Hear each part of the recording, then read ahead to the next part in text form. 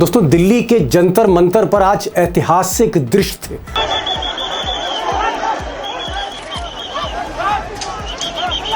पहली बार इस देश के युवाओं ने, जेन ज़ी ने, छात्रों ने संसद के चारों तरफ जो रास्ते थे उनकी घेराबंदी कर दी है। और जो रास्ते संसद की तरफ जा रहे हैं, जहां पर मोदी है इस वक्त, वहां पर आप जोश देखिए युवाओं का, जिस तरह से दौड़कर वो कूच कर रहे हैं।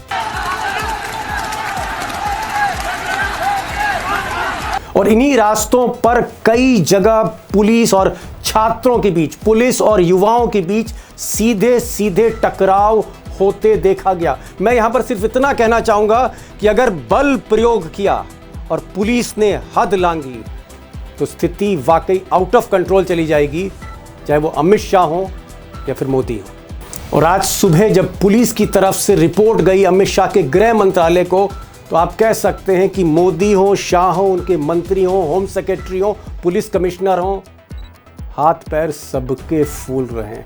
और शायद यही वजह है कि पहली बार, महीने भर में पहली बार मोदी सरकार की तरफ से पुलिस के जरिए छात्रों तक प्रस्ताव पहुंचा। एक तरह से बातचीत की पेशकश हुई, यानी मोदी कहीं ना कहीं भले ही पर्दे के पीछे बातचीत करना चाह रहे हैं। और ये बात कौन कह रहा है? अशोक रानका कह रहे हैं, जो कॉकरोच जनता पार्टी के मुख्य प्रवक्ता हैं। सुनिए क्या कहा उन्होंने लल्लन टॉप से। अभी थोड़ी देर पहले सरकार की तरफ से बातचीत की पेशकश की गई है, तो उसको एक्सप्लोर किया जा रहा है। अब इस बातचीत के पीछे क्या प्रयोजन है उसको मैं आगे डिस्कस करूंगा, लेकिन सांसदों की जहां तक बात है, विपक्ष के सांसदों की बात है, तो सब छात्रों के पीछे खड़े हैं। और कई सांसद आज सुबह सुबह ही जंतर मंतर पहुंच गए, हालांकि पुलिस उन्हें भी रोक रही है।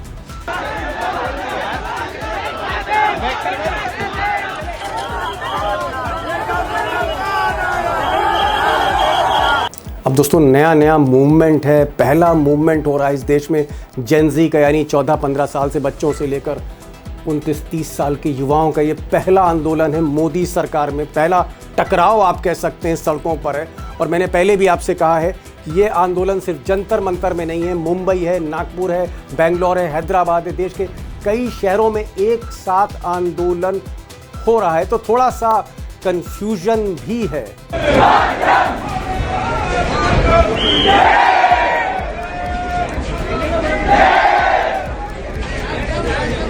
मैं स्वीकार करता हूं थोड़ा सा कंफ्यूजन है, क्योंकि इस वक्त सोनम वांगचुक जो है वो अस्पताल में है, सफदरजंग हॉस्पिटल में। सफदरजंग हॉस्पिटल दिल्ली के जंतर मंतर से, संसद से 8-9 किलोमीटर दूर है। तो 9 किलोमीटर की दूर पर हीरो बैठा है, इस आंदोलन का नायक सोनम वांगचुक अस्पताल में है, डॉक्टरों से घिरा हुआ है। दूसरी तरफ अभिजीत दीपके और उसके साथी और सारे छात्र जंतर मंतर में हैं, संसद के चारों तरफ हैं। तो एक कम्युनिकेशन गैप है और इसीलिए अफवाह फैलाई जा रही है बीजेपी की तरफ से कि सोनम वांगचुक इस आंदोलन को खत्म करना चाहते हैं। हालांकि सोनम वांगचुक ने सिर्फ इतना कहा है कि अगर कोई पॉलिटिशियंस का, यानी विपक्षी सांसदों का, किसी भी सांसद का अगर कोई डेलीगेशन आता है सांसदों का, उनसे बात करता है, संसद में मसला उठाता है, तो वो भूख हड़ताल तोड़ सकते हैं। हालांकि इस आंदोलन से जुड़े योगेंद्र यादव ने इस पर क्लैरिटी दी है। सुनिए पहले योगेंद्र यादव का बड़ा इंपॉर्टेंट बयान है। इसमें बहुत अफवाह फैल रही है कि वापस लिया जा रहा है आंदोलन। कोई वापस नहीं लिया जा रहा, प्रोटेस्ट वापस नहीं लिया जा रहा। केवल सोनम वांगचुक ने ये कहा है कि यदि इस्तीफा नहीं होता, सरकार अकाउंटेबिलिटी नहीं मान लेती, तो एक शर्त है मेरे वापस लेने की कि मेरी बात को संसद में दूसरे लोग, सांसद लोग उठाएं। उधर पर्दे के पीछे जहां हाथ पांव फूल रहे हैं मोदी शाह के कि कैसे कंट्रोल करेंगे, लेकिन जब वो कैमरे के सामने आते तो अपने चेहरे पर वो ऐसा कोई भाव नहीं लाते। बल्कि सच्चाई है कि मोदी आज फिर बड़ी गलती कर गए। संसद का सत्र शुरू होने से पहले जब वो मुखातिब हुए कैमरों से, मीडिया से, उन्होंने एक लाइन क्या, एक शब्द नहीं बोला उन छात्रों के लिए जिन्होंने हजारों हजार की संख्या में संसद को चारों तरफ से घेर रखा है। छात्रों पर नहीं बोले, राजनीति की बात करने लगे, मॉनसून सत्र की बात करने लगे मोदी। एक बड़ी गलती, असंवेदनशीलता दिखाती है मोदी की। सुनिए मोदी को। मॉनसून हो या मॉनसून सत्र, अगर दोनों प्रोएक्टिव हो तो बहुत ही प्रोडक्टिव होते हैं। बहरहाल कश्मकश और टकराव की स्थिति है। आगे क्या होने जा रहा है, जो भी आगे होगा, इस देश की राजनीति को बहुत गहरे तक असर करने जा रहा है। और इसी को लेकर मैंने आज अभिषेक से बात करी है, जो कॉकरोच पार्टी की जो कोर टीम है उसके संपर्क में। आगे क्या होने जा रहा है, सुनते हैं। अभिषेक, इस पूरे मूवमेंट को आप देख रहे हैं, रात भर से देख रहे हैं, सुबह भी देख रहे हैं। मैं ये जानना चाह रहा था आपसे कि आशुतोष रानका जो कॉकरोच जनता पार्टी के, उन्होंने अभी कहा है कि सरकार की तरफ से मैसेज आया है, सरकार की तरफ से डीसीपी ने एक पेशकश की है कि हम बातचीत करना चाहते हैं, और इस बातचीत को लेकर एक मीटिंग भी चल रही है कॉकरोच जनता पार्टी में, वो उसको एक्सप्लोर कर रही है, उन्होंने कहा है। तो आपको क्या लगता है कि ये अचानक 30 दिन के बाद सरकार खामोशी तोड़ रही है और अब बातचीत करना चाह रही है? ऐसा क्या हो गया है अचानक? दीपक जी, दरअसल सरकार को ये उम्मीद नहीं थी कि इतनी बड़ी संख्या में लोग वहां पर पहुंचेंगे। खासकर नीट रिजल्ट के बाद जिस तरह से भीड़ आई है, और कल तो पूरी रात आप वहां पर मौजूद थे और आपको अंदाजा होगा कि कितनी बड़ी बहुत भीड़ थी। रात 12:30-1 बजे तक भी मुझे लगता है कि वहां हजारों बच्चे थे। जी। तो इतनी बड़ी संख्या में जब बच्चे वहां पहुंचे हुए हैं, उसके बाद सरकार को यह लग गया कि बल प्रयोग से इस आंदोलन को हम खत्म नहीं करा सकते। और उनकी मांगे जायज है, क्योंकि पेपर में जो हो रहा है वो तो सभी देख रहे हैं कि पेपर लीक हो रहा है या फिर मार्किंग में गड़बड़ियां हो रही है। और इसी बीच संसद का सत्र आ गया, और इसी बीच सोनम वांगचुक की तरफ से भी कोई वैसे संकेत सरकार को नहीं मिले जिससे लगा कि वो अपनी मांगों से पीछे हट जाएंगे, खास करके एग्जाम के संबंध में जो उनकी मांग है। तो जिस तरह से संसद सत्र के ठीक पहले रात भर में वहां पर भीड़ जुटी है, और उस भीड़ के बाद सरकार के जो कस बल ढीले पड़ रहे हैं, उसके बाद बातचीत ही अब एकमात्र रास्ता दिखाई दे रहा है। तभी दिल्ली पुलिस के माध्यम से जो आशुतोष रांका कह रहे हैं, उस तरह की पेशकश की गुंजाइश हो सकती है।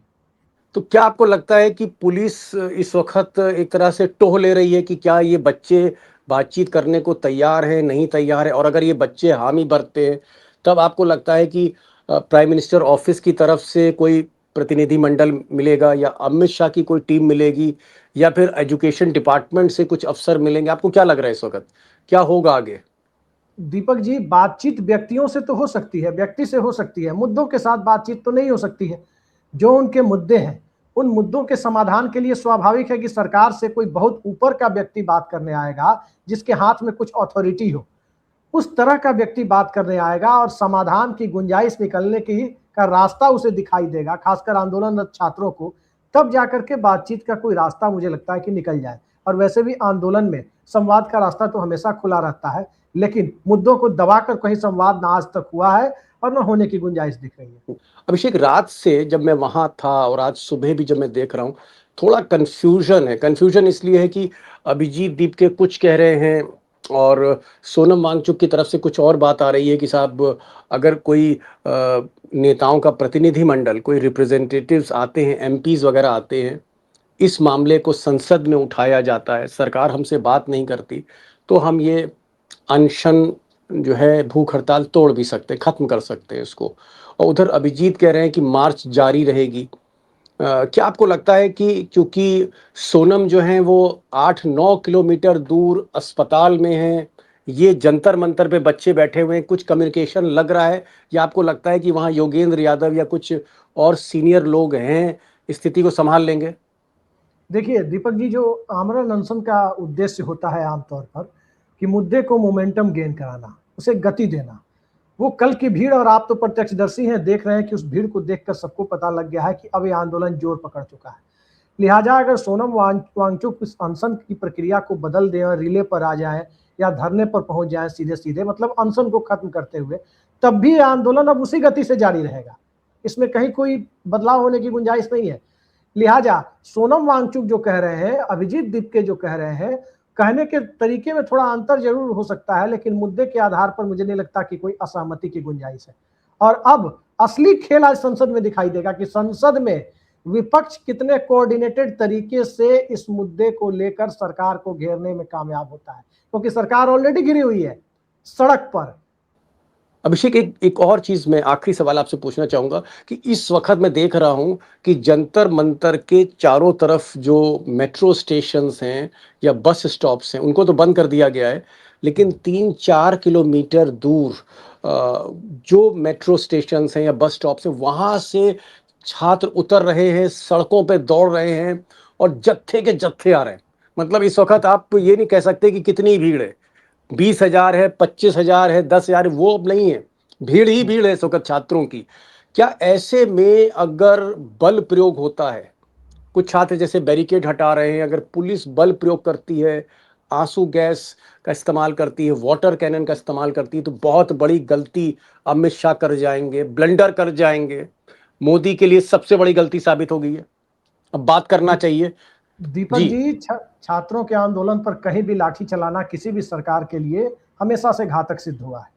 इस बार भी अगर छात्रों पर लाठी चलती है तो ये गुंजाइश बनी रहेगी, बनी क्या रहेगी, बल्कि पूरी तरह से साफ हो जाएगा कि ये सरकार न सिर्फ किसान विरोधी है बल्कि स्टूडेंट विरोधी भी है। और उसके बाद फिर इस सरकार का जो भी पॉलिटिकल नैरेटिव है किसी भी चुनाव में संभाले नहीं संभलेगा। इस बात को जी सरकार जान रही है।